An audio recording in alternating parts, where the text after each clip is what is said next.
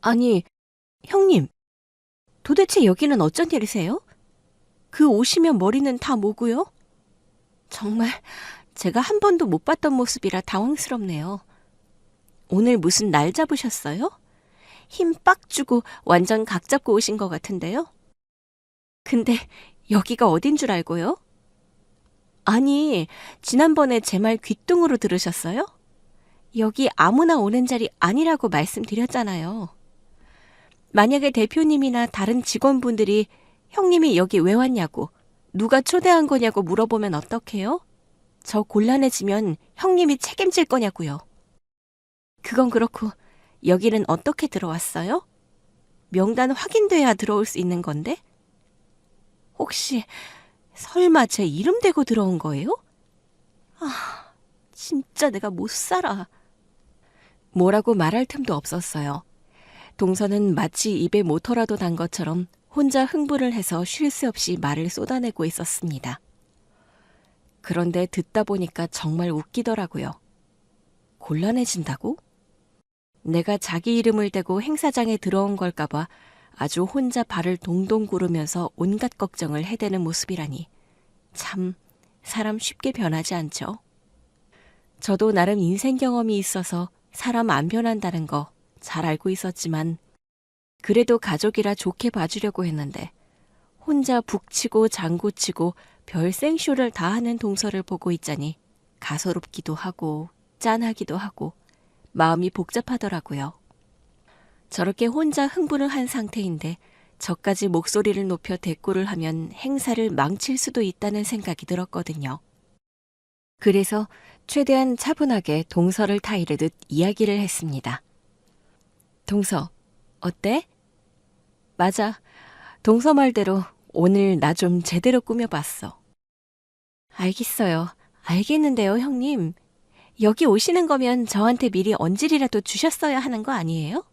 진짜 이런 식으로 뒤통수 치는 게 어디 있어요? 도대체 나한테 무슨 억하심정이 있어서 이렇게까지 하시는 건데요. 아, 진짜 됐고 대표님 보기 전에 그만하죠. 저 일해야 하고 바쁘니까 형님 못 챙겨줬다고 서운해하지 마시고 또 저 아는 척 하지도 마세요. 아시겠죠? 그 말을 하고 동서는 획 돌아서서 사람들을 챙기러 갔습니다. 언제 목소리를 높였냐는 듯 가식적인 미소, 알랑방귀를 뀌면서 말이죠. 사실 그날 아침부터 마음이 들떴던 것은 사실이었어요. 평소라면 가게 앞을 쓸고 뚝배기 국밥 육수를 한 번 더 확인했을 시간이었는데 그날만은 달랐거든요. 눈을 뜨자마자 예약해둔 미용실로 간 다음 머리를 단정하게 만지고 속눈썹까지 한 올 한 올 다듬어 주시는 디자이너 손길에 행복했었죠. 오늘 엄청 중요한 행사가 있으신가 봐요. 네, 중요한 자리가 있어서요. 너무 과하지는 않게 그래도 꾸민 티는 나게 잘해주세요. 그럼요. 딱 봐도 집에서 혼자 다듬은 머리는 절대 아니죠. 그치만 고급스럽게, 우아하게, 엘레강스하게, 그리고 내추럴하게 해드릴게요. 머리를 정돈한 뒤 고급스러운 정장으로 갈아입었어요. 사실 몇 년 만에 꺼내본 옷이었습니다. 이런 자리에 입을 옷이 아예 없는 건 아니지만 평소 그렇게 자주 입을 일이 없다 보니 제 옷인데도 어색하더라고요. 이 정도면 행사 무대에서도 어색하지 않겠지? 정장을 입은 뒤 거울을 살펴봤습니다. 호텔 입구에 도착해 엘리베이터를 타고 올라가면서 저도 모르게 작은 클러치백을 꼭 쥐었습니다. 그리고 행사장 앞, 스태프가 반갑게 인사를 했어요. 어서 오세요, 고객님. 혹시 성함이 어떻게 되실까요? 아, 네. 저는 김지현입니다. 아, 네. 여기 초대 명단에 있으시네요. 잠시만요. 이게 오늘 행사 팜플렛이고요. 잠시만 기다려 주시겠어요? 초대 명단에서 제 이름을 찾는 그 짧은 순간이 왜 그렇게 길게 느껴졌는지 모르겠습니다. 혹시라도 명단에 없으신데요? 라는 말을 듣게 되면 어쩌나. 별것 아닌 걱정이 괜히 마음을 쿵쿵거리게 했거든요. 하지만 스태프가 바로 미소를 지으며 팜플렛을 건네줬습니다. 네, 확인됐습니다. 안으로 안내해 드릴게요. 좋은 시간 보내세요. 감사합니다. 오늘 날씨가 참 좋네요. 저는 팜플렛을 받으면서 살짝 고개를 숙였습니다. 행사장 입구부터 새어나오는 샴페인과 꽃향기가 어우러진 냄새, 그리고 실내를 가득 채운 조용한 음악 소리가 한순간에 저를 감쌌어요. 문이 열리자 잠깐 숨을 고르고 안으로 발을 들였는데 실내는 예상보다 훨씬 넓고 밝았습니다. 높은 천장에는 크리스털 샹들리에가 반짝였고 테이블마다 놓인 흰 꽃 장식과 촛불, 곳곳에 세워진 샴페인 바와 그 사이사이 세련된 옷차림의 남녀들이 삼삼오오 모여 웃으며 잔을 들고 있었습니다. 저는 조용히 행사장 한편에서 팜플렛을 펼쳐보았어요. 어떤 일정으로 행사가 진행되는지 눈으로 쭉 훑었습니다. 그 순간 바로 옆을 지나가던 중년 신사와 눈이 마주쳤는데 그가 고개를 끄덕이며 인사했고 저도 자연스럽게 미소를 지었어요. 안녕하세요. 처음 뵙겠습니다. 마마건설 김용호라고 합니다. 네, 안녕하세요. 반갑습니다. 이런 자리가 처음이라 좀 낯서네요. 금방 적응되실 거예요. 요즘 투자자 모임이 딱딱하지 않고 다들 이렇게 화기애애하더라고요. 말씀해 주셔서 감사합니다. 긴장 풀고 즐기다 갈게요. 말을 나누고 돌아서는 순간 웨이터가 다가와 샴페인 잔을 건넸습니다. 샴페인 드시겠습니까? 네, 감사합니다. 오늘 같은 날은 저도 한 잔 마셔야겠네요. 잔을 받아들고 행사장 안을 천천히 둘러보았어요. 사람들은 저마다 그룹을 이루어 조용히 담소를 나누고 있었습니다. 누군가는 명함을 교환하고 누군가는 음악 소리에 맞춰 고개를 끄덕이며 분위기를 즐기고 있었죠. 조심스럽게 자리를 옮기며 샴페인 잔을 들어 가볍게 입을 죽였습니다. 차가운 기포가 목을 타고 내려가자 문득 내가 과연 이 자리에 있을 만한 사람일까 스스로에게 묻게 되더라고요. 여기저기서 들려오는 대화는 경제 이야기, 최근 주식 동향, 부동산 정망 이야기가 오고 갔는데 그 사이에서 익숙한 뒷모습이 보였습니다. 회색 단정한 정장에 명찰을 달고 행사장을 분주하게 오가며 사람들에게 안내를 하는 직원. 낯익은 얼굴, 바로 동서였어요. 동서는 한 손엔 체크리스트를 들고 다른 손으론 투자자들에게 안내를 하며 상냥하게 웃고 있었습니다. 네, 이쪽으로 오시면 됩니다. 바로 안쪽에 좌석이 준비되어 있습니다. 고맙습니다. 안내해 주셔서. 즐거운 시간 되세요. 그렇게 환하게 웃던 동서가 얼마 지나지 않아 저를 발견했고 표정이 순식간에 굳어졌던 거예요.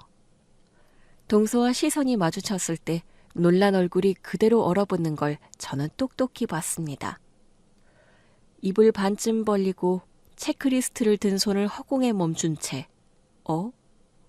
하는 표정으로 한동안 저를 쳐다보더라고요. 저는 그 눈빛을 피하지 않고 오히려 미소를 지으며 고개를 살짝 끄덕였습니다.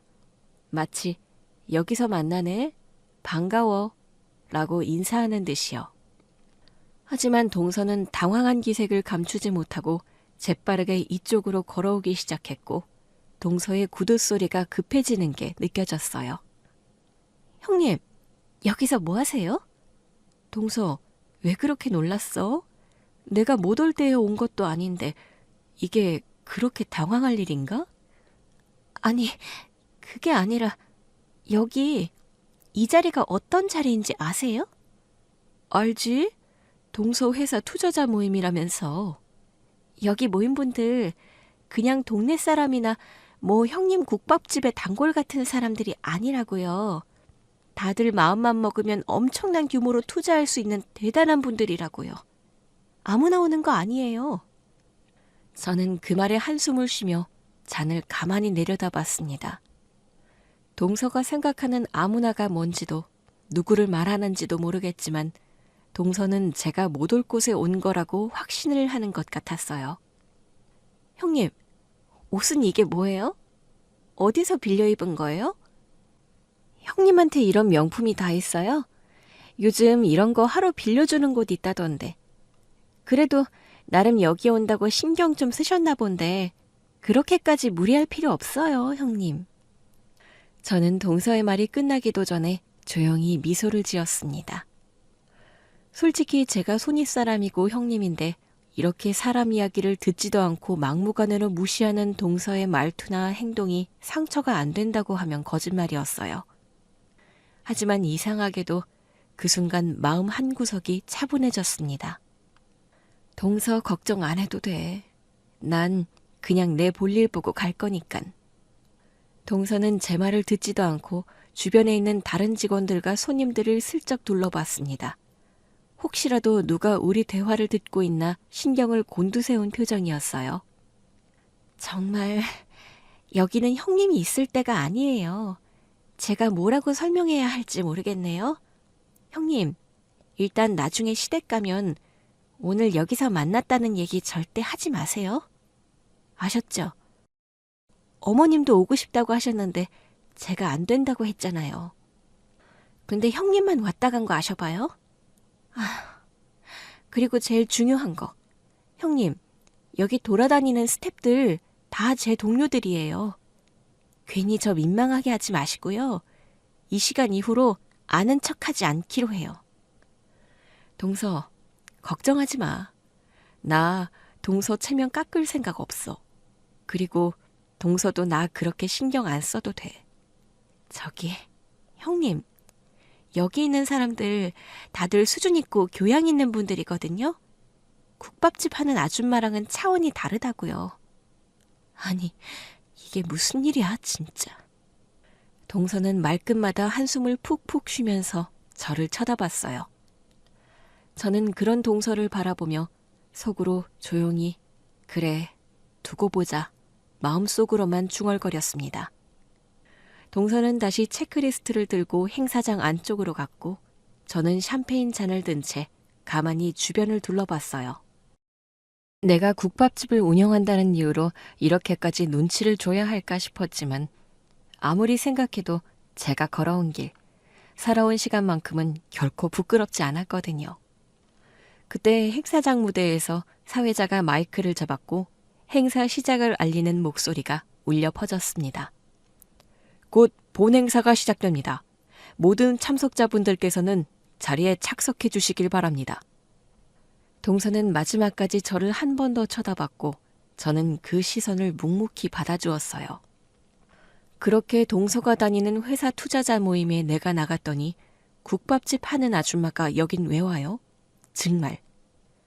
그 순간 회사 대표가 내 이름을 부르더니 날 강단에 세우자 동서가 개거품 물더니 내 앞에 바짝 조아리는데. 사회자가 무대 앞으로 나오자 행사장은 어느새 숨소리마저 조용해졌습니다. 고급스러운 호텔 연회장의 밝은 조명 아래 사람들은 하나같이 의자에 앉아 무대를 바라보고 있었고 저 역시 자연스럽게 그 흐름에 녹아들어 있었죠. 하지만 사회자의 말이 울려 퍼질 때마다 제 심장도 조금씩 두근거렸습니다. 어쩌면 이 자리가 나에게 평생 처음이자 마지막일 수 있겠다는 생각이 들어서 혹은 익숙지 않은 세련된 분위기 속에서 너무 평범해 보이지 않을까 하는 걱정 때문이었는지도 모르겠어요. 사실 장을 보고 가게에서 손님을 맞이하는 일상이 몸에 밴 저로서는 이 모든 게 한편의 영화처럼 비현실적으로만 느껴졌거든요. 그렇게 잠시 혼자만의 생각에 잠겨 있을 때 사회자의 소개를 받아 무대 위에 선 회사 대표의 시선이 갑자기 참석자들 쪽을 향하는 게 느껴졌습니다. 대표는 잔잔한 목소리로 마이크를 쥐고 오늘 이 자리에 꼭 소개하고 싶은 분이 있다고 했죠. 본 행사를 시작하기 전 특별히 한 분을 이 자리로 모시고 싶습니다. 이분은 저에게도 굉장히 의미 있는 분이십니다. 김지현님, 앞으로 잠깐 나와주시면 감사하겠습니다. 준비된 시간이었지만 막상 이름이 불리니 좀 놀랐고 자리에서 주춤대며 일어서자 모든 시선이 저를 향하고 있었어요. 저도 모르게 의자에서 일어나 조심스럽게 무대 앞으로 걸어가기 시작했습니다. 걱정이 앞섰지만 여기서 도망칠 수도 없고 또 도망치고 싶지도 않았기 때문에 저는 최대한 떳떳하게 고개를 들고 무대 앞으로 나갔습니다. 무대 앞에 올라섰을 때 행사장 안에 있는 사람들이 모두 저를 보고 있다는 것이 실감이 났어요. 대표는 반갑게 손을 내밀었고 저는 그 손을 조심스럽게 잡았습니다. 강단에서 내려다본 행사장은 정말 낯설면서도 한편으로는 신기했습니다. 화려한 조명과 수십 쌍의 눈동자. 그리고 그 가운데 무대 맨 앞쪽에서 어안이 벙벙한 얼굴로 저를 바라보는 동서의 표정이 눈에 들어왔습니다. 동서는 입을 떡 벌리고 손에 들고 있던 체크리스트를 떨어뜨릴 뻔한 듯 두 손으로 붙잡은 채 꼼짝도 하지 못하고 있었거든요. 분명 조금 전까지만 해도 저를 향해 날카로운 말을 쏟아내던 동서였는데 그 순간은 얼굴이 사색이 되어 누가 봐도 큰 충격을 받은 사람처럼 딱 굳어있더라고요. 그 모습을 보고 있자니 이상하게도 마음속에 여유가 생기는 것 같았습니다. 그동안 동서가 저를 얕잡아 보았던 말과 태도, 알게 모르게 쌓여있던 서러운 마음이 한 번에 날아가 버린 느낌이었거든요. 오늘 이 자리를 빛내주신 모든 분들께 감사드립니다. 특별히 김지현님을 무대에 모신 이유는 이분의 경험과 시선이 오늘 모임에 새로운 영감을 줄 것 같아서입니다. 그럼 말씀 부탁드립니다. 바로 저에게 마이크를 넘긴 사람은 동서가 다니는 회사의 대표. 얼떨결에 마이크를 받으며 당황스럽기도 했지만 이렇게 많은 사람 앞에 서는 게 처음은 아니었어요. 가게에서 손님들 앞에서 한 번씩 인사하고 농담 건네던 경험이 제게 작은 용기를 주는 것 같았거든요. 찬찬히 호흡을 가다듬은 뒤 저는 이야기를 시작했습니다. 이렇게 뜻깊은 자리에 초대해 주셔서 감사합니다. 저는 사실 호텔 연회장보다 가게 주방이 더 익숙한 사람인데 오늘만큼은 여러분과 같은 공간에서 숨을 쉬고 있다는 사실이 새삼스럽게 감사하게 느껴집니다. 한마디 한마디를 할 때마다 사람들의 시선이 제게로 몰렸고 제 목소리가 마이크를 타고 행사장 구석구석에 퍼지는 것이 느껴졌어요. 한참 동안 말을 이어가면서 저는 제 삶을 떠올렸습니다. 사실 저는 그 흔한 대학교 졸업장도 없고 회사원으로서의 경력도 길지 않습니다. 제가 자라온 곳은 조그만 동네였고 저희 엄마는 그 동네 시장에서 작은 국밥집을 하셨거든요. 어릴 때는 그게 너무 싫었습니다. 제 친구들의 엄마들은 집에서 단아하게 살림을 하시거나 회사에 다니거나 예쁜 옷을 입고 백화점에도 자주 가시는데 저희 엄마는 늘 앞치마를 두르고 국밥을 끓였으니까요. 학교 마치고 집으로 가기 전 꼭 들려야 하는 곳이 엄마 가게였거든요. 저는 교복을 입은 채로 주방 한쪽에 쪼그려 앉아 감자 껍질을 까고 팔을 다듬고 김치통을 나르곤 했죠. 그렇게 이야기를 할 때 모든 사람들이 제 이야기에 귀를 기울이는 게 느껴졌고 살짝 고개를 돌리니 대표 역시도 입가에 미소를 띄운 채 저를 바라보고 있었습니다. 그날 본격적인 행사 시작 전 이야기를 하며 저도 모르게 그 모든 것이 시작된 때로 돌아가고 있었어요. 그렇게 연설을 마친 뒤 무대를 내려오며 행사장 맨 앞자리에 서 있던 동서와 시선이 마주쳤습니다. 동서는 그제야 현실을 받아들이는 듯 입을 꾹 다물고 제 앞에 바짝 다가와 고개를 깊이 숙였습니다. 마치 그동안 저를 무시했던 모든 순간을 사과라도 하듯 동서의 눈빛엔 당황과 놀람, 그리고 조금은 존경 같은 감정이 뒤섞여 있더라고요. 형님, 죄송해요. 동서의 목소리는 한없이 작고 떨렸습니다. 동서를 내려다보는데 이런 생각이 들었습니다. 사람의 인연이란 참 이상하다고요.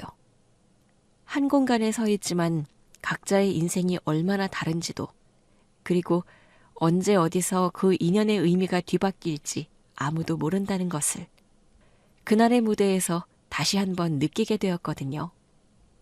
무대에서 내려온 순간 저는 자연스럽게 저의 과거를 떠올리기 시작했습니다.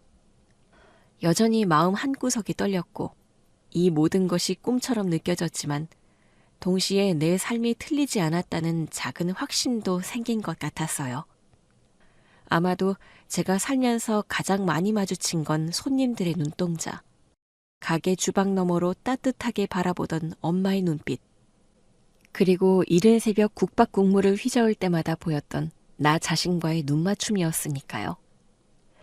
그 어린 시절 엄마가 가게 문을 닫고 집에 오면 늘 손이 부르트고 냄새가 배어 있었습니다. 엄마, 오늘은 손님 많았어? 오늘도 점심에 아주머니들이 많이 왔어. 너는 학교 어땠니? 그냥 그래요. 담임 선생님이 엄마 국밥집 얘기 또 하셨어. 맛있다던데요? 엄마는 그런 얘기를 들으면 어김없이 환하게 웃으셨어요. 아유, 우리 딸 선생님이시니깐 엄마가 신경 써서 맛있게 드리려고 하지. 그때마다 쑥스러워서 고개를 푹 숙였지만 마음 한켠이 괜히 뿌듯해지곤 했어요. 초등학교 그리고 사춘기 시절에는 엄마가 국밥집을 한다는 걸 창피하게 생각하기도 했었지만 나이가 들면서 그냥 받아들이게 되었고 엄마가 고생하시는 모습이 눈에 들어오기 시작했습니다. 그러다 고등학교 무렵부터 주말에 엄마의 국밥집 일을 도와드렸어요. 사장님, 오늘은 특으로 하나 부탁해요. 네네, 오늘 고기 좋은 걸로 많이 들어왔어요. 우리 아들이 이번에 좋은 일이 있어가지고 같이 사장님 국밥 먹으러 왔지? 엄마는 언제나 밝은 표정으로 손님들을 응대하셨고 매일 직접 만든 반찬들은 손님들에게 인기가 많았습니다. 국밥을 내놓을 때마다 맛있게 드시고 오늘도 좋은 하루 되세요 라고 인사하셨는데 점점 그런 모습이 자랑스럽게 느껴졌어요. 마음이 그렇게 열리자 식당 일을 돕는 게 즐거워졌습니다. 주방에서 일손이 부족하면 쌀을 씻어 밥을 짓고 설거지를 하고 손님이 몰리는 점심시간에는 주문을 받으며 열심히 가게 안을 뛰어다녔죠. 그렇게 고등학교 시절을 보냈고 졸업하고 성인이 된 뒤에 저는 대학 진학을 포기했습니다. 사실 집안 사정이 넉넉하지 않기도 했고 공부에 큰 흥미가 없었거든요. 무엇보다 엄마 혼자 가게를 운영하는 게 점점 버거워 보였습니다. 지연아, 네가 하고 싶은 일 있으면 꼭 하렴. 엄마는 괜찮으니까. 네가 행복하면 돼. 가게 일 도와주는 건 고맙지만 이게 네 꿈은 아니잖아. 다른 일 알아보기는 할 건데 주말 같은 때는 가게 일 계속 도와드릴게요. 주말에 제일 바쁘잖아요. 20대 초반, 저는 대학 졸업장을 따는 대신 자격증을 땄고 작은 회사의 사무직으로 사회에 첫 발을 내딛게 되었습니다. 월급도 많지 않았고 굳은 일과 잔잔바리 일을 도맡아 했지만 사회생활을 배운다는 생각으로 열심히 버텼거든요. 모두 좋은 경험이었지만 회사 일을 하면서 얻은 가장 큰 소득은 바로 남편을 만난 거였습니다. 남편은 거래처 사람이었는데 자주 얼굴을 보다 보니 자연스레 정이 들었고 연애를 몇 년 하다가 결혼까지 골인을 한 거였죠. 결혼하고서도 경제적인 것을 고려해서 맞벌이로 지낼 계획이었는데 우리 부부가 계획한 것보다 일찍 아이가 생겼고 아들을 낳은 뒤 저는 회사 일을 그만두게 되었습니다. 그러다 아들이 5살이 되었을 때 저는 본격적으로 엄마의 국밥집 일을 배우기 시작했습니다. 어차피 회사로 다시 돌아갈 생각은 없었고 언젠가 엄마가 더 연세가 드시면 가게 문을 닫게 될 텐데 오래 유지했던 가게를 닫는 게 엄마도 저도 아깝다고 생각을 했거든요. 그때부터 가게를 물려받는다는 마음을 가지고 제대로 일을 배우기로 마음을 먹었습니다. 파 손질부터 육수 끓이는 법, 고기 삶는 시간, 양념장 만드는 비법까지. 아들을 어린이집에 보낸 뒤 엄마의 국밥집으로 하나하나 직접 익혔어요. 저희 엄마는 온화한 성격이었지만 일을 가르칠 때만큼은 무척 엄격하셨습니다. 국밥은 정성이야. 아무리 좋은 재료를 써도 마음이 급하면 맛이 달라져. 네, 엄마. 손님한테 내놓는 음식은 우리가 먹는 것보다 더 신경 써야 해. 그 말씀이 저한테는 늘 귀에 맴돌았고 손님에게 국밥을 내놓을 때마다 이게 우리 가족이 먹는 음식이라는 마음으로 정성을 다하려고 노력했어요. 제가 국밥집 일을 도운 이후 가게는 점점 더 바빠졌고 엄마는 몸이 점점 안 좋아지셨습니다. 허리도 아프고 손목도 시큰거린다고 하시면서도 늘 가게 생각과 손님 생각에 버티고 버텼던 엄마. 그러나 결국 엄마는 심하게 아프셔서 병원에 입원하게 되셨고 그때부터 제가 가게를 전적으로 맡게 되었습니다. 처음에는 너무 두렵고 막막했어요. 엄마가 가게에서 안 보이니 손님들도 걱정을 하셨거든요. 사장님은 어디 가셨어요? 엄마가 몸이 안 좋으셔서 당분간 제가 대신하게 됐어요. 손님들은 처음엔 걱정스럽고 미심쩍은 눈빛으로 저를 봤지만 음식 맛을 보시더니 인정을 해주셨습니다. 세상에나, 따님이 끓여도 맛이 똑같네? 오히려 더 깔끔해진 것 같아요. 처음에는 엄마의 손맛을 그대로 이어받으려고 정말 열심히 노력했지만 시간이 지나며 저만의 노하우가 생겼고 작지만 새로운 도전들을 시도했습니다. 반찬을 개발하거나 국밥 고명에 변화를 주고 직접 담근 김치를 더해 특색을 내기도 했습니다. 오늘은 직접 담근 파김치가 나오는데요. 국밥이랑 꼭 한번 드셔보세요. 어머, 이거 정말 맛있네요. 그렇게 국밥집은 오랜 단골 손님들뿐만 아니라 새로운 손님들이 많이 찾는 곳이 되었고 가게 평판도 갈수록 좋아졌습니다. 인터넷 블로그나 SNS에 하나둘씩 국밥집에 대해 올라오기 시작하더니 맛집이라고 소문이 퍼졌어요. 그리고 그 무렵 오래 자리에서 누워 계시던 엄마가 퇴원을 하셨고 가게로 돌아왔습니다. 우리 딸 가게를 정말 잘 지키고 있었네. 엄마가 가르쳐준 대로만 했어요. 네가 엄마보다 더 잘한 것 같은데? 우리 지현이가 있어서 정말 든든하다. 그때가 처음이었어요. 무언가에 최선을 다해 노력을 했고 그에 따른 결과 열매가 맺어지는 걸 눈으로 본 게 처음이었습니다. 엄마가 일군 가게를 잘 지키고 더 많이 알렸다는 것에 자부심을 느꼈어요. 어릴 적부터 엄마 곁에서 배운 것, 그리고 저만의 작은 변화와 성실함으로 가게를 더 사랑받는 공간으로 만들어갈 수 있었습니다.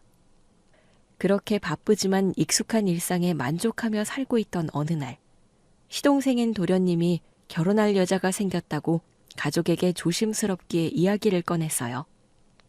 사실 제가 결혼할 당시에만 해도 시동생은 아직 젊은 대학생이었고 특별히 만나는 사람도 없어서 제가 신경 쓰고 보살피는 일이 많았거든요. 저보다 몇 살 어린 시동생을 도련님이라고 깍듯하게 부르며 형수로서 살갑게 대했고 시댁에 모이면 식사 자리에 자리를 챙겨주거나 이런저런 걱정을 하는 게 저의 몫이었습니다. 도련님, 요즘은 학교 생활은 어때요? 네, 형수님. 저야 늘 똑같죠, 뭐. 열심히 하고 있다고 형한테 들었어요.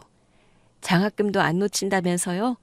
그래서 형한테 이야기했는데 도련님 필요한 거 있으면 사주라고요. 형수님이 저를 더 챙겨주시네요. 항상 감사해요, 형수님.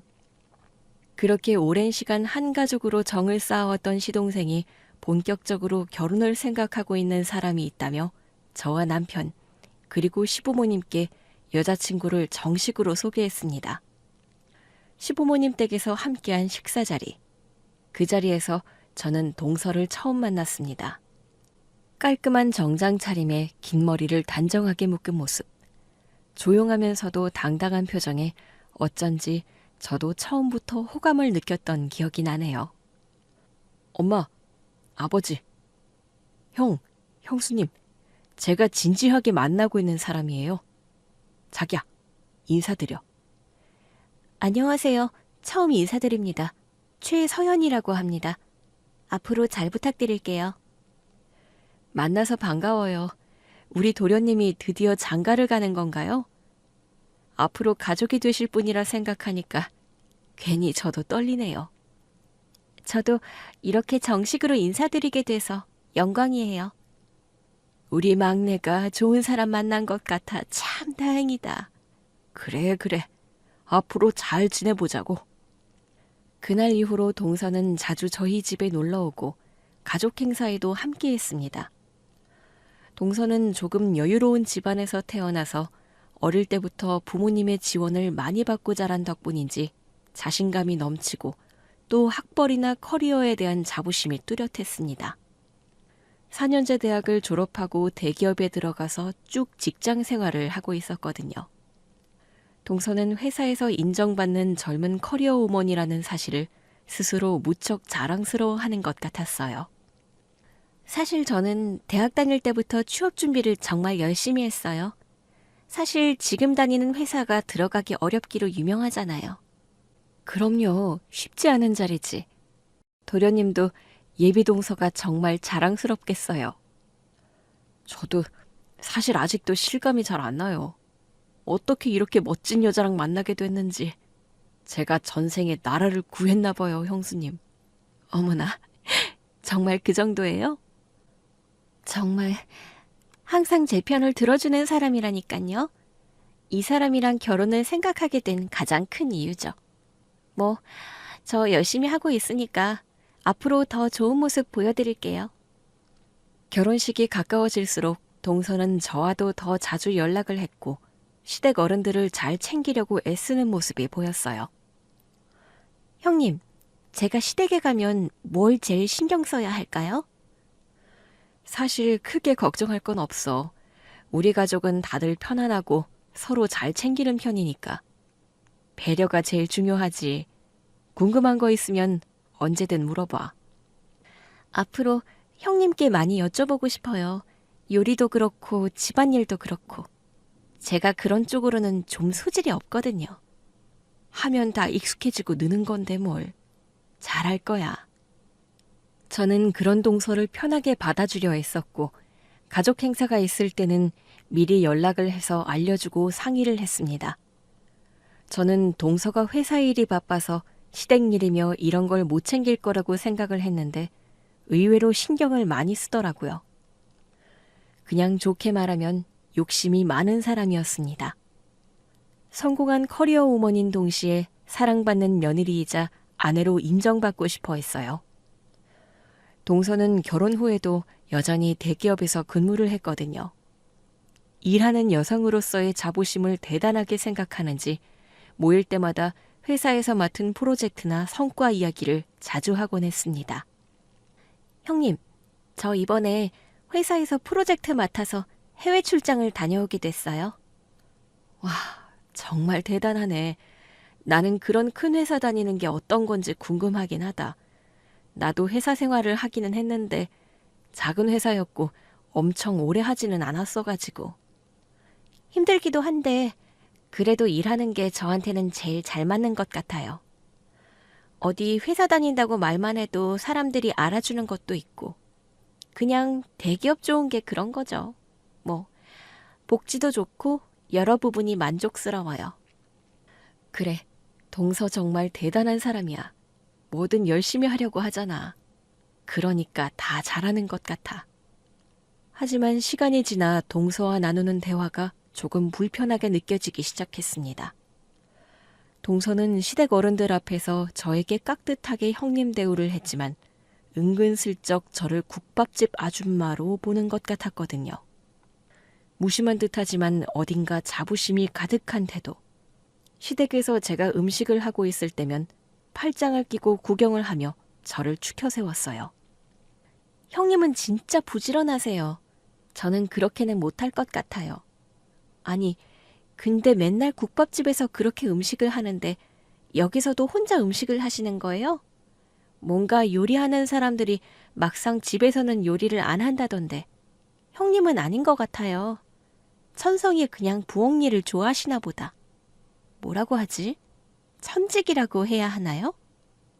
대단하다, 존경스럽다 이런 말을 했지만 부엌에서 국이나 끓이고 있는 저보다 자신의 커리어가 훌륭하다는 걸 강조하는 느낌을 주곤 했어요. 하지만 저는 손윗사람으로서 동서를 최대한 배려하며 모든 가족 행사 때마다 동서가 불편하지 않도록 챙겼고 명절이나 가족 모임 때는 동서가 힘들지 않게 일을 나누거나 조금이라도 쉬게 해주려고 애를 썼습니다. 동서, 잠깐 쉬어. 이건 내가 마무리할게. 동서 명절 전까지 야근해서 피곤하다면서 이따 저녁 준비하기 전까지 좀 쉬고 있어. 어머, 저는 정말 형님 덕분에 편하게 시댁 생활하는 것 같아요. 앞으로 더 잘할게요. 형님, 감사해요. 우리 형님 최고. 속으론 때로 섭섭하거나 내가 너무 만만하게 보이나 싶은 순간도 있었지만 동서가 새로운 가족으로 자리 잡을 수 있게 최대한 따뜻하게 대해주려고 노력을 했어요. 그런데 사람의 상황과 마음이란 참 오묘한 것 같습니다. 겉으로 보기엔 다 가진 것 같던 동서도 삶의 어느 고비에서 허전함과 상실감을 뚜렷하게 드러내던 시절이 있었거든요. 동서가 결혼하고 2년쯤 지났을 때 반가운 소식이 찾아왔습니다. 동서가 임신을 했다는 거였어요. 그날 시댁에 다 같이 모여 밥을 먹었는데 서방님과 동서의 얼굴에서 웃음이 떠나질 않았던 기억이 선명하네요. 그런데 시부모님이 축복해 주신 그 자리에서 동서는 회사 일에 대해 미련이 남아있는 듯 보였습니다. 우리 막내 며느리 몸조리 잘해야지. 직장 일은 당분간 쉬는 게 좋을 거다. 네, 어머님. 회사에도 육아휴직 신청해뒀어요. 뭐 대기업이니까 육아휴직 이런 건 잘 되어 있고요. 잠깐 쉬어도 언제든 돌아갈 수 있을 것 같아요. 동서, 필요한 거 있으면 언제든 이야기해. 태교든 아기 용품이든 내가 도와줄게. 동서는 그런 말에 밝은 미소로 고마움을 전했지만 시간이 지나 출산 후 집에서 아기를 돌보게 되자 처음과는 다르게 표정이 자주 어두워지곤 했습니다. 원하던 부서로 다시 들어가는 것도 쉽지 않게 되었거든요. 하루가 다르게 커가는 아기를 보면서도 동서는 회사 일에 대한 그리움을 자주 내비쳤습니다.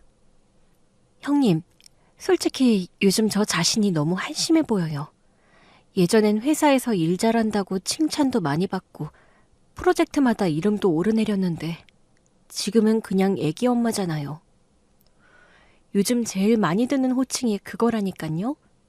길만 지나가도 할머니들이 거기 애기 엄마, 애기 엄마 이러는데 처음엔 저를 부르는지도 몰랐어요. 생판 처음 보는 남인데 애기 발이 차갑네, 감싸고 다녀야 하네. 어찌나 남일에 그렇게 관심들이 많은지. 정말 회사 다닐 때랑 차원이 다른 사람들을 맨날 보니까 너무 스트레스 받아요. 동서, 누구나 그런 시기가 있는 법이지. 아기 키우는 게 얼마나 큰일인데. 아기랑 하루 종일 집에만 있으니까 저 자신이 점점 작아지는 것 같아요. 저는 그런 동서의 마음을 이해해 주려고 했고 틈틈이 동서가 잠깐이라도 쉴 수 있도록 집에 찾아가 집안일을 도와주거나 아기를 안아주며 이야기도 들어주었습니다. 그러나 시간이 흐르면서 동서는 회사에 복직하는 대신 결국 사직서를 제출할 수밖에 없었고 대기업을 그만둔 뒤 한동안 정말 많이 우울해했어요. 그러던 어느 날 동서가 잔뜩 들뜬 목소리로 저에게 전화를 걸어왔습니다. 형님, 저 드디어 다시 일하게 됐어요. 정말? 사직서 냈다고 하지 않았어? 아, 그 회사 말고요. 예전에 회사 다닐 때 같이 일하던 분이 얼마 전에 자산운용회사 스타트업을 차렸는데 저를 스카우트하셨거든요. 오랜만에 연락이 왔는데 저보고 경력도 아깝고 실력이 있으니 함께 해보자고. 진짜 생각도 안 했는데 너무 기뻐요. 저도 동서의 밝은 소식이 마치 내일처럼 기뻤습니다. 며칠 뒤 시댁 식구들이 모두 모인 저녁 자리에서 동서는 누구보다 자신감 넘치는 표정으로 새로운 직장 이야기를 꺼냈습니다. 어머님, 저 이제 다시 회사 다니게 됐어요. 이번엔 자산운용 회사예요. 작은 회사지만 대표님이 워낙 능력 있고 인맥도 넓으셔서 가능성이 정말 커요. 그래, 잘 됐다. 우리 며느리는 능력이 정말 대단하다니까. 동서, 정말 잘 됐네. 앞으로 일이 잘 풀릴 거야. 동서는 이제 막 돌이 지난 아들을 시어머니에게 맡기고 새 회사 출근을 준비하기 시작했습니다. 매일 아침 출근 준비를 하며 한껏 자신감 있는 표정으로 시댁을 들렀고 시어머니는 손주를 품에 안으며 기꺼이 육아를 도와주셨죠. 어머님, 오늘도 부탁드릴게요. 아기 잘 보고 계셔야 해요. 그럼 걱정 마라. 우리 손주 내가 잘 지킬게. 동서가 다시 사회로 나가서 활기차게 일하는 모습은 솔직히 저에게도 자극이 되었습니다. 저는 국밥집을 운영하며 아이들을 키웠는데 집안일과 일터를 오가며 살림 같은 일만 하는 게 때로는 힘겹게 느껴졌거든요. 하지만 동서가 새로운 회사에서 스스로를 다시 인정받고 자부심을 찾는 모습을 보니 저도 내심 동서를 응원하게 되더라고요. 그렇게 몇 달이 흘러 동서는 스타트업 회사의 일원이 되어 열심히 일했고 회사 역시 빠르게 성장해 갔습니다. 동서는 회사 대표와의 인연, 회사가 가진 잠재력, 그리고 자신이 맡은 중요한 역할에 대해 자주 자랑하듯 이야기를 했어요. 형님, 우리 회사에서 이번에 투자자 모임 크게 하기로 했어요. 호텔에서 열려요. 이번 행사는 회사의 미래를 결정할 만큼 중요한 자리거든요. 우리도 구경 가도 되냐? 아, 어머니, 이번엔 좀 곤란할 것 같아요. 실제로 투자를 하거나 초대를 받은 분들만 오시는 자리라서요. 동서, 준비하느라 많이 바쁘겠다. 네, 정말 정신없어요. 하지만 이런 행사 경험도 너무 좋아요. 그래, 동서, 행사 잘 치르길 바랄게. 회사도 점점 더 커질 거야. 그리고 드디어 투자자 모임 당일, 저는 평소 입지 않던 고급 정장에 미용실에서 헤어 스타일링까지 받고 호텔 행사장에 도착했습니다. 동서가 감히 상상도 하지 못한 제 모습, 제가 그 자리에 나타났다는 사실에 큰 충격을 받은 것 같았어요. 무대에서 내려온 뒤에도 한동안 손끝이 떨렸습니다. 머릿속에선 조금 전 연설 내용이 맴돌았고 아직도 수많은 시선이 내 등 뒤를 따라다니는 것 같았거든요. 샴페인 잔을 두 손으로 감싼 채 속으로 무사히 끝났다는 안도감과 함께 이 자리가 내 인생에서 또 한 번의 전환점이 될지도 모른다는 묘한 예감을 느끼고 있었어요. 바로 그때 회사 대표가 다시 무대 중앙으로 올라왔습니다. 마이크를 잡은 대표의 목소리에는 흥분과 감동이 한껏 담겨 있었고 순식간에 조용해진 행사장 안에서 모두가 대표를 주목하게 되었습니다. 대표는 잠시 저를 바라보더니 천천히 말을 꺼냈습니다. 오늘 이 뜻깊은 자리에 다시 한번 꼭 소개를 할 분이 계십니다. 방금 강단에서 인상적인 이야기를 들려주신 김지현 님이 바로 그 주인공입니다. 그런데 오늘 이 자리에 함께하지 못한, 하지만 제 인생에 가장 큰 영향을 준 한 분이 계십니다. 바로 이금순 여사님인데 여사님은 김지현님의 어머님이십니다. 저는 순간 놀라움과 감동이 뒤섞여 본능적으로 가슴을 손으로 눌렀어요. 대표의 목소리는 차분했지만 그 안에 오래 묻어두었던 진심이 묻어나는 듯했습니다. 이금순 여사님께서는 저에게 인생의 멘토이자 가장 힘들었던 시절을 함께해 주신 은인입니다. 제가 아직 아무것도 가진 것 없던 시절, 희망도 없이 방황할 때 국밥집 문을 열고 들어서면 여사님은 언제나 웃으며 저를 맞아주셨습니다. 대표는 잠시 말을 멈추고 행사장 한가운데를 천천히 바라봤는데 힐끗 저쪽을 보니 동서는 어안이 벙벙한 얼굴로 손에 쥔 명찰을 덜덜 떨면서 대표와 저를 번갈아 바라보고 있었습니다. 동서가 입에 침이 마르도록 그토록 자랑했던 회사 대표가 행사 자리에서 저와 우리 엄마 이야기를 이렇게 진지하게 꺼낼 거라고는 상상도 못했겠지요. 사실 그 시절 돈이 없을 때는 굶는 날도 많았고 꿈꾸는 것조차 사치라고 느껴질 때가 많았습니다. 그때 이금순 여사님은 저에게 한 끼 식사만 내주신 것이 아니었습니다. 국밥 한 그릇, 맛있는 반찬들, 그리고 무엇보다 사람을 향한 위로와 격려의 말을 함께 주셨죠. 여사님께서 인생은 원래 힘든 거야. 오늘 밥 한 그릇 먹고 내일 조금 더 힘내봐 하시던 그 말씀이 제겐 얼마나 큰 용기였는지 아직도 잊지 못합니다. 지금 우리 회사가 여기까지 오게 된 데는 사실 그때 받은 한 그릇 국밥의 힘이 정말 컸습니다. 사람이 사람을 먹여 살린다는 게 단순히 경제적 의미만이 아니라 마음의 의미라는 걸 저도 그때 알게 됐습니다. 참석자들은 웅성거림과 함께 고개를 끄덕였습니다.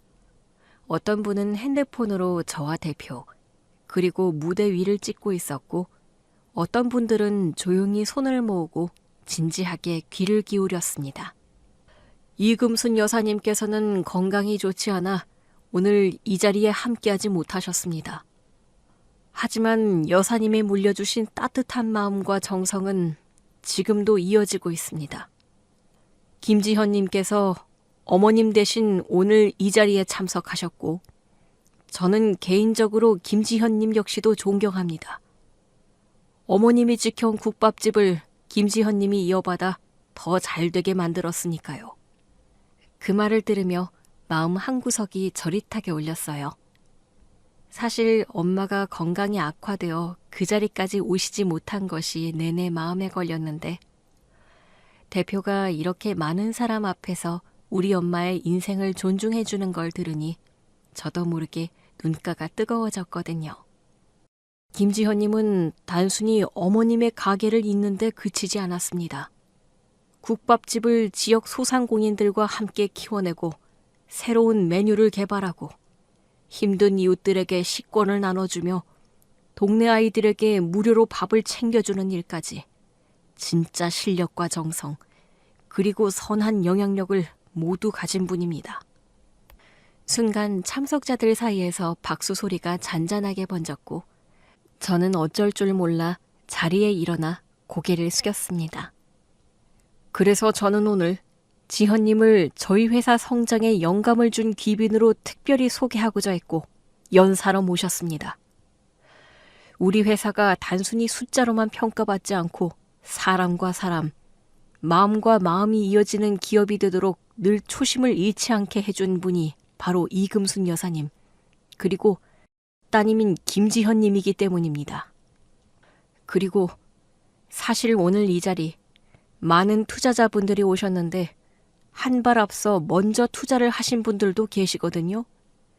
오늘 연사로 초청한 김지현님이 기업이나 단체가 아닌 개인 투자자로서 저희 회사에 최다 투자를 하신 분입니다.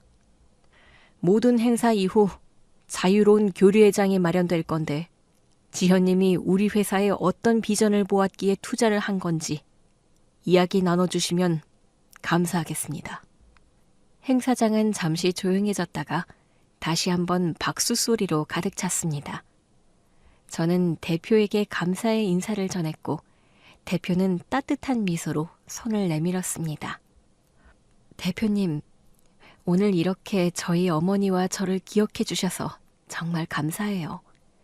엄마도 이 소식을 들으면 분명 행복해 하실 거예요.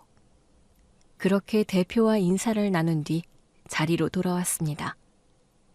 그 시각 행사장의 조명 아래 동서는 입을 다물지 못했고 얼굴이 새하얗게 질려서 저와 대표를 번갈아 바라봤습니다. 자신이 평소 자랑했던 회사, 자신이 누구보다 존경한다던 대표가 이렇게 저와 저희 친정엄마의 사연을 모두 앞에서 존경과 사랑을 담아 이야기하리라고는 상상도 하지 못했겠죠. 더군다나 단일 투자자로서 최대 투자를 한 사람이 저라는 것을 알게 되자 동서는 그야말로 기절하기 일보 직전인 듯 보였습니다. 게다가 모든 행사 뒤에 자유롭게 이야기를 나누는 자리에서 제가 개인 투자자로 무려 10억을 투자했다는 사실이 밝혀지자 동서는 비틀거리며 손을 떨더라고요. 10억, 사실 적은 돈이 아니잖아요. 저는 투자자로서 회사의 성장 가능성을 봤지만 대표님과의 신뢰와 인연을 믿었기 때문에 투자를 한 거였어요. 어떻게 그런 큰 돈을 투자했냐고요? 국밥집을 오래 하며 모은 돈이 있었고 가게가 잘 되었을 때 여러 곳에 분산 투자를 해두었던 걸로 목돈을 벌게 되었거든요. 대표님이 회사를 시작한 것, 그리고 회사의 비전을 알게 되었을 때 이거다 생각을 했고 친정엄마와 상의를 한 뒤에 투자를 한 거였습니다. 동서는 한동안 자리에 얼어붙어 있다가 제가 화장실 쪽으로 걸음을 옮기자 황급히 달려와 머리를 숙이며 이야기를 했어요. 형님, 제가 그동안 너무 몰라 배웠어요. 정말 죄송해요. 이제야 형님이 어떤 분인지 제대로 알게 됐어요. 동서, 인생이란 건 언제나 배움의 연속이잖아. 이번 일로 동서도 배운 게 많을 거라고 생각해. 네, 형님, 제가 정말 너무 부끄럽지만 앞으로 잘할게요. 죄송합니다, 형님. 그날 이후 동서는 저에게 말 한마디 한마디에도 예의를 다하고 저를 정말로 존경하는 태도를 보이기 시작했습니다. 그러나 인생이 뜻대로만 흘러가는 건 아니더라고요. 동서는 얼마 지나지 않아 회사 내에서 인성 문제로 결국 해고 통보를 받게 되었거든요. 안타까웠지만 저는 그 일도 다 인생의 과정이라 생각하고 동서가 스스로를 돌아보는 계기가 되었길 바랐습니다. 현재 저는 여전히 국밥집을 운영하며 아침마다 가게 문을 열고 손님을 맞이합니다. 가게에 오는 단골 손님들과 나누는 소박한 대화, 그리고 제 투자 덕분에 더욱 성장하고 있는 회사의 소식을 들으며 이제는 마음 한편이 든든합니다. 저희 아이들도 건강하게 자라서 꿈을 키워가고 있고 저 역시 투자자로서 또 엄마로서 국밥집 사장으로서 소박하지만 알찬 하루하루를 살아가고 있어요. 이곳에 사연을 보내며 한 사람의 마음을 채워주는 따뜻한 관심이 얼마나 큰 힘이 되는지, 인생의 인연이 어떻게 사람을 바꾸는지 다시 한번 느꼈습니다. 앞으로도 누군가에게 힘이 되어주는 삶을 이어가고 싶네요. 이야기를 들어주셔서 고맙습니다.